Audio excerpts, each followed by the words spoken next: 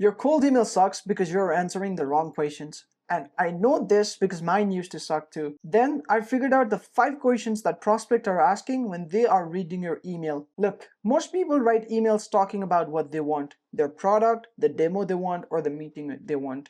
But prospects don't care about that. So today I'm going to show you the exact 5 questions that prospects are asking and how you should go about answering this in a way that you get replies. And this framework has helped me generate over $500,000 in pipeline value in the last 6 months alone from cold email. So let's dive straight into the questions that your prospect are asking whenever they see your email.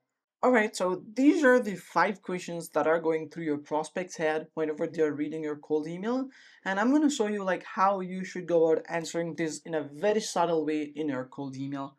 So let's start with the first one, why me? So the prospect are asking, why are you reaching out to them over all the other people out there in the world? So you need to be answering that for them, and how you go about answering that is by talking about the specific traits you see about them. And it could be something like, hey, I saw you're using Salesforce and I saw your ads on Facebook about X, Y, and Z. That's one thing you could do. And another one is why now? And to answer this, you should be talking about the specific triggers or the events about the prospect or the company. It could be something like the company is hiring their first VP of people, or it could be that this person you're reaching out to is in the technical role for the very first time. So you could be talking about these things in a very subtle way in your cold email as well. The next one is what. So this is gonna be the value proposition or the offer that you have. So the prospect will be asking like, okay, this person reached out to me because of these 2 reasons. Now what it is that they have to offer. And it could be something as simple as this, like this is a lead magnet, for example. So I'll show you what your app would look like. And then we could chat or something like that. That's one way to go about it.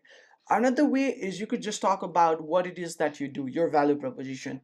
Maybe as simple as we'll help you get meetings on paper lead basis, something as simple as that. Or you could talk about your offer itself, like in a very subtle way as well. You're not feature dumping at all in this case. You're just talking about what other companies in a similar situation have done, what your product like end result is, and things like that. The next thing is why you. Now the prospects have seen what it is it for them and why you are reaching out to them as well. Now you should be answering why you are reaching out to them and what social proof you have. So yeah, as I said, you're talking about the social proof, and it could be as simple as this, but make sure the social proof is always relevant for them. And if you have worked with, let's say, Fortune 500 companies, then you cannot go out to SMBs and talk about the results you got for Fortune 500. Yes, you could talk about like how you drove results for Fortune 500 and how you could implement similar principle in their business, but you could not be saying, "Hey, I worked with Google and I could scale your business as well," or something like that, for example. And the next thing I see that a lot of people forget is answering this question right here, how. So they talk about why they are reaching out in the first place, what it is that they're offering, and their case studies as well. But they forget to talk about what it is the prospect that what is the next step that the prospect needs to do, and that's gonna ruin their entire cold email because they have written good cold emails, they have a good offer, but the prospect get confused and don't know what to do. So a very simple thing like if it is interesting, just reply yes would also work for the prospect. But if you have like Loom videos that you're sending or a dynamic lead magnet that you're sending, that works as well. And like when you combine these 5 things, then what does the email look like? Now, before I dive into the email, one more thing. You gotta make sure that you have been answering these 5 questions in this correct order here. Like these two can be replaced. You could answer this first and this one later, but for these three, this is the way to go about it. You should be answering these 3 questions in this current order, and that's the way to write like better emails. Now, what does the email look like when you answer all these 5 questions? So this is the framework that we use, and this is like we have multiple frameworks that we use, but this is one of the best performing framework for us. And this is not something that we created. We got this from a lot of different people, and we like revised a lot of things here to make it our own. And we have been adding our own test to these cold emails that we are sending using this framework.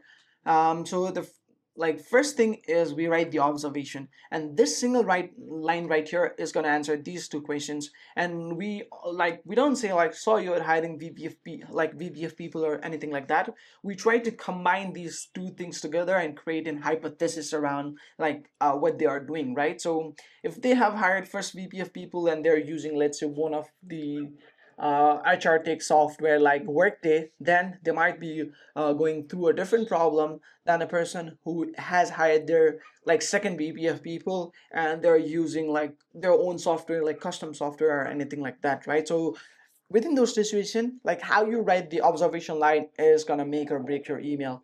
That's the very first thing. And second thing is poke the bear question. And I learned this from Josh Brown, where he talks about asking a eliminating question that makes the prospects think about their current situation in a way that they have never thought of.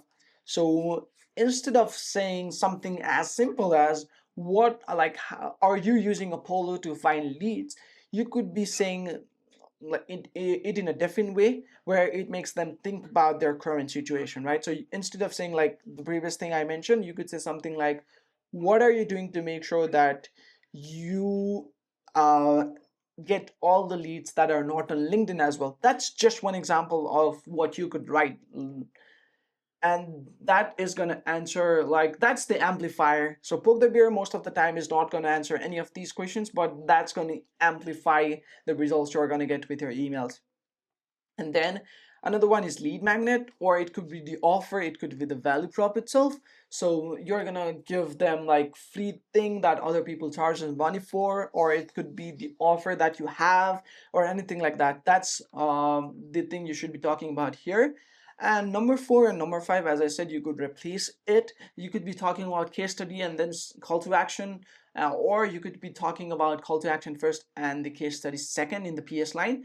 For us, we have seen better results by using case studies in the PS line. But that being said, it works whenever you are sending it in the body as well. It's just how we write cold email. That's why like using social proof in the PS line makes sense for them, sense for us, and not like it might not make sense for you at all. So yeah, the fourth thing is CTO, where you talk about what it is that the prospect needs to do in order to get the offer you have. So it's the next step that they need to take. And the fifth thing is the PS line, which is the social proof. We mentioned like, hey, we have worked with this company, or another social proof that is very, very relevant for them. So this is the framework we use, and we like always answer these 5 questions inside our email. Even when we are not using this framework, we make sure to answer all these 5 questions, and that's how we have been able to get such good results for ourselves as well as our clients as well. Now, if you want to learn more about how we could help you implement these and how you could launch this campaign yourself, then feel free to go ahead and book a call, and I would be more than happy to show you what we could do for you.